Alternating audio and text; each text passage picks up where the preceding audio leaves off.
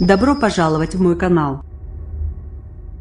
Et maintenant, alors que les cheminots de la SNCF se préparent, ce mercredi, à leur deuxième journée de mobilisation. Sur un programme s'étalant sur 3 mois, personne n'a intérêt à ce que le conflit s'enlise.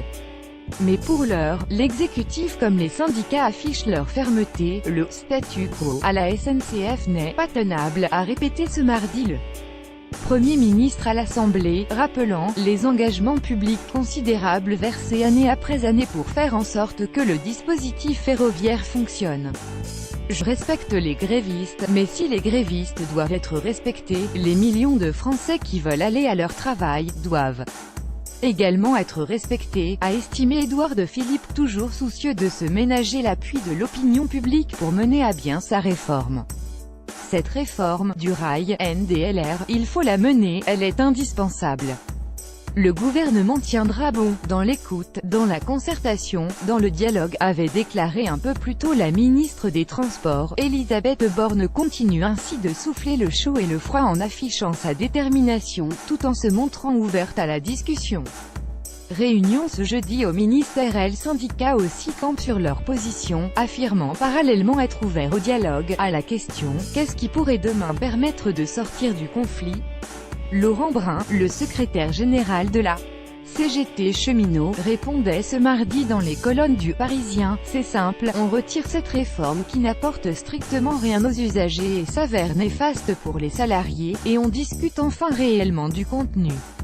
On peut trouver des points de convergence avec le gouvernement », explique de son côté au Écho Rémi Auffrère, secrétaire général adjoint de la CFDT Cheminots, mais à condition que celui-ci cesse de saucissonner les questions et montre qu'il traite sérieusement le sujet dans sa globalité. Discuter, gouvernement et syndicats vont en avoir l'occasion ce jeudi, puisque la ministre des Transports a prévu de rencontrer les représentants de la CGT Cheminots, de l'UNSA, de la CFDT et de Sudrail.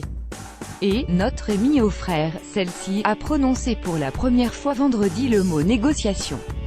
On attend de voir, lors de cette réunion, les questions de gouvernance devraient être abordées, et plus précisément la perspective d'une intégration plus forte au sein du groupe public entre SNCF Mobilité, la compagnie qui fait circuler les trains, et SNCF Réseau, l'entité chargée de gérer les infrastructures ferroviaires. De quoi ôter des arguments à ceux qui assurent que la réforme prépare la privatisation de SNCF Mobilité. Et inquiéter, à l'inverse, les futurs concurrents de l'entreprise publique quant à l'indépendance de SNCF Réseau par rapport à l'opérateur historique. Forte perturbation du trafic. Pas question, en revanche, de remettre en question le projet de l'exécutif de supprimer le statut de cheminot pour les nouveaux embauchés, le point dur de la réforme, celui qui braque les syndicats. Je ne serai pas le patron de la CGT Cheminots qui enterra le statut, a déjà prévenu Laurent Brun à plusieurs reprises. En attendant, la mobilisation des cheminots ce mercredi devrait être assez comparable à celle de mardi, 33,9% de grévistes en moyenne en milieu de matinée.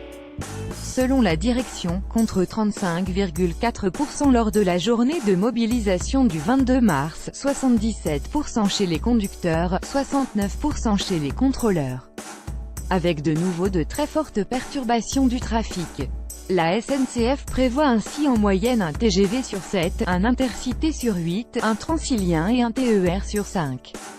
3 Eurostars sur 4 circuleront et le trafic sera quasi normal sur les Thalys. La reprise du trafic jeudi pourrait par contre être moins compliquée que prévu. Elsa Dichary, avec Lionel Steinman.